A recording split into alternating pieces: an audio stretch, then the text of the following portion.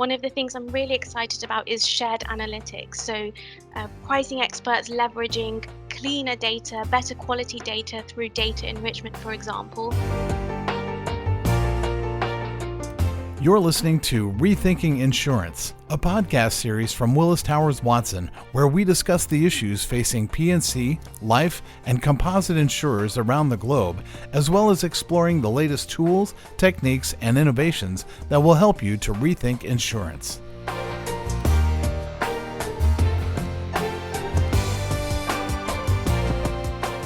Hello and welcome to Rethinking Insurance.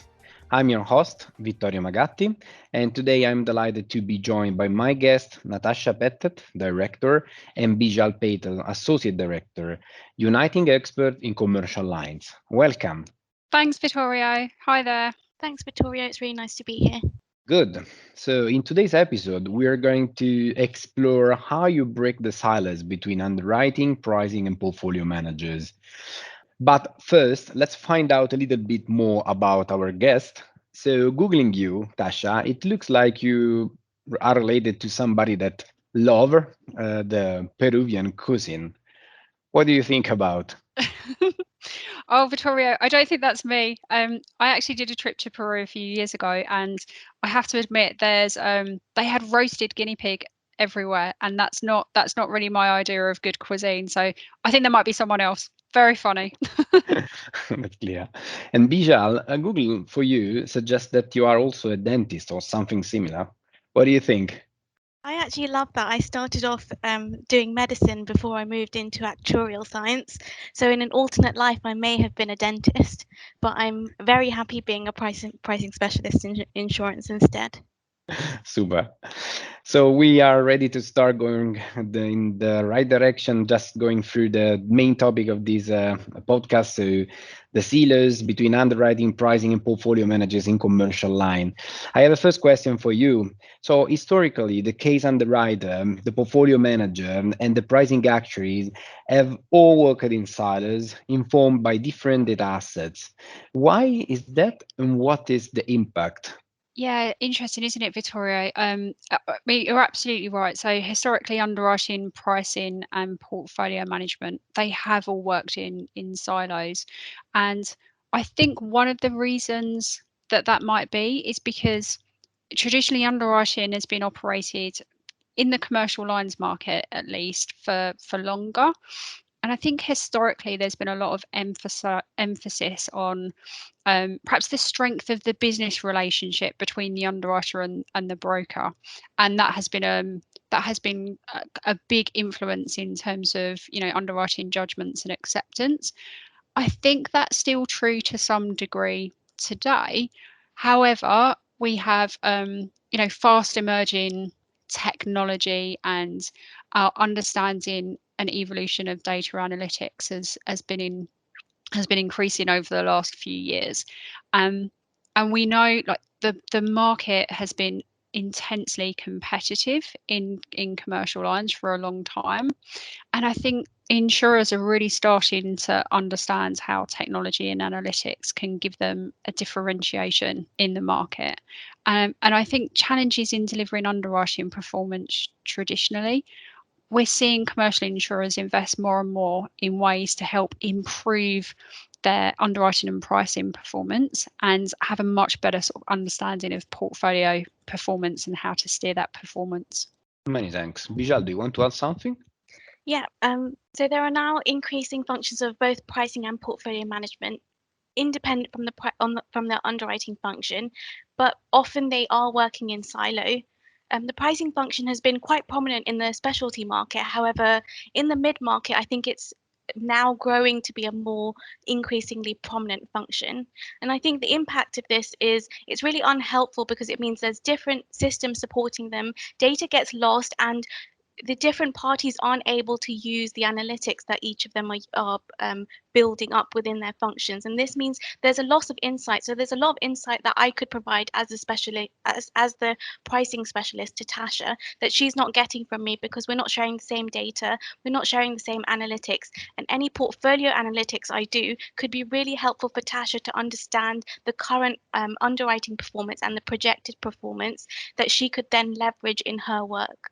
Yeah, I completely agree with Bijal, and just to sort of add to what Bijal said there, um, that there is a lot in terms of data and systems that's prohibited this, I think, traditionally, but there's a people impact to this also. So I think closer collaboration of people, pricing experts and underwriters. There's a lot of unique insights in pricing and risk assessment process. And I think starting to think about the problems that are being addressed, they're the same problems, but having different people looking at them in a multitude of different ways, I can only see that being a really valuable benefit going forward. Many thanks, Tasha and Bijal, for these answers. You say over the last few years, we started to see this historic model change. In what way is this changing, and what are we seeing as a result?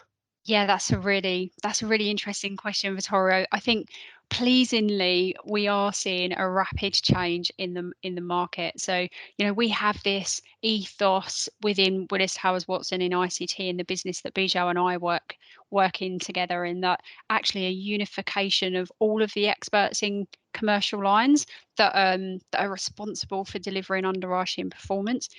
This is really resonating as an ethos with our clients.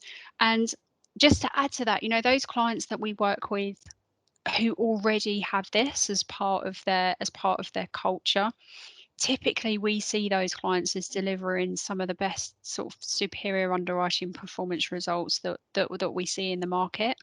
And I don't think it's an accident that this is a part of their culture, this combination of pricing, portfolio management and underwriting. I agree, Tasha, and I also think that portfolio management is helping with distribution relationships. So brokers like to understand why. They like to have pricing on hand to explain the details and to help underwriters and brokers work together to come to a solution that's useful for all parties and enables a longevity of these relationships.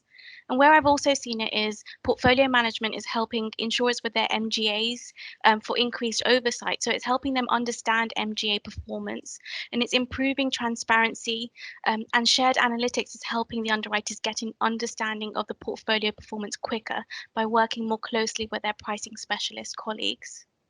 Fine. And what are the perceived or actual roadblocks that insurers are facing in trying to better connect those silos? So underwriter, portfolio manager, and pricing actuary. And what can insurers do about it? Yeah, that's an interesting question, Vittorio. And I think probably one of the perceived roadblocks is the technology. I think there is a perception by insurers that technology can, prevent this breaking down of silos and better connection of underwriting, portfolio manager, and pricing actuary. And these experts, they operate independently today, not recognizing that technology has to support all of them, and that they have highly specific individual requirements for each other. So any technology has to be flexible enough to ensure that they do remain connected, at least from a data perspective anyway, and like maintaining the integrity of that data, but also ensuring that the technology is flexible enough to cater for their individual needs. Now, like, this is achievable. We know this. And for too long, all of our experts have been grappling in their own way with fragmented, difficult processes, disparate systems, really common in the commercial lines industry, and a lack of good quality data.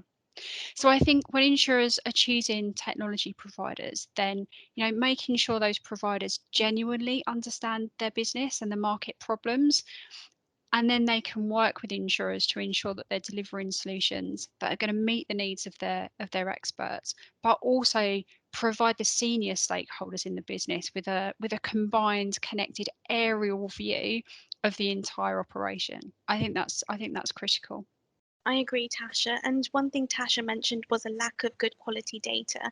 So there's a perceived lack of data that's inhibiting analytics because of a lack of homogeneous exposures. However, there's much more we can do with data. So there's a lack of good quality data because we're not capturing all the data. As Tasha said, there's fragmented systems, and this is leading to inaccuracies in the data, inconsistencies in the data, and us not having all of the data that the underwriter has entered when they're doing their risk assessment.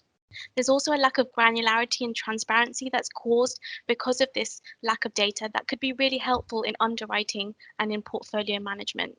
And then the last thing here, the last roadblock, is a lack of change in culture. So there really needs to be a cultural change of everyone working together to one objective, and how they can work together to achieve this one objective of optimizing business performance. Good. And now speaking about the future, last question for you. So how do you see all of this evolving over the next few years? Yeah, I think me and Bijal, we're going to be both quite aligned in our views here. So, the next few years are going to be really interesting for commercial lines insurance market. Genuinely, I believe insurers are already recognizing that actually diversity of thinking when it comes to delivering that all important underwriting performance is really crucial. So we're seeing a lot more interest and appetite in the area of technology and analytics for supporting commercial lines experts, and our clients, they're really understanding the importance of getting the technology right, it's a big investment, making the right investment, and making sure that all of their systems and processes are supporting those commercial lines experts in being able to deliver on their roles, but also that it's enabling that much closer collaboration between their essential experts.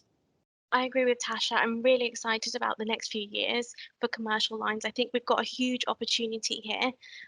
One of the things I'm really excited about is shared analytics. So pricing experts leveraging cleaner data, better quality data through data enrichment, for example, and then leveraging analytics on top of this good quality data. So machine learning algorithms to help you identify areas of opportunity or threat in your portfolio management, identify early warning indicators that you wouldn't have identified otherwise, and that leading to a speed in strategy changes from portfolio management. So after you've identified an area of poor performance, the speed in which you remediate that area of poor performance can be really, really quick. So you're deploying those strategy changes both to your pricing models and to your case underwriter through underwriting rules really quickly. You can make these changes within 10 minutes rather than within 3 months or 6 months, and that really helps you to optimize your business performance. So I think we're in a really exciting time right now where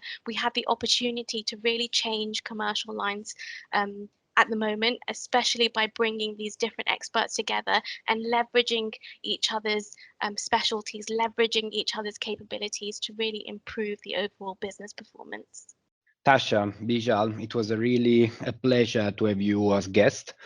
It was very important and interesting for us to go through these silos, understanding the roadblocks, and also try to understand what could be the next future for commercial line and all of these department and function that cooperate on these businesses. So many thanks for this. Thank you so much for having us, Vittorio, and thank you for Bijal for joining us as well. Thanks, Vittorio. Thanks, Tasha. It was a really nice conversation. Thank you again, and to our audience for listening.